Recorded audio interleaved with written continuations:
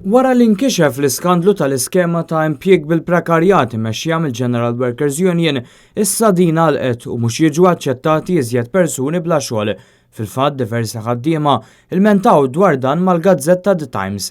L-iskema li l-gvern għaddija lill-General Workers Union kienet fiċ-ċentru tal-kontroversja wara li kien inkixef li minn din l-iskema l-General Workers Union qed taqla 980 euro fix-xahar għal kull impjegat full-time waqt li kienet tħallasom bil-paga minima u għalhekk taqla l-flus minn fuq nies fil-bżonn. Dan ifisser li f'tem ta' 5 snin il-General Workers Union se tkun daħlet iktar minn 8.5 miljun euro. Dan minkejja li persuni oħra li jagħmlu l-istess xogħol fl-istess uffiċċju jew post tax-xogħol ma' dawk imqabbda mill-General Workers Union kienu qed jeqilgħu pagi ogħla. Iktar tard kien instab ukoll li għal din l-iskema m'hemm l-ebda ħaddiema dedikati għat-tmexxija tagħha.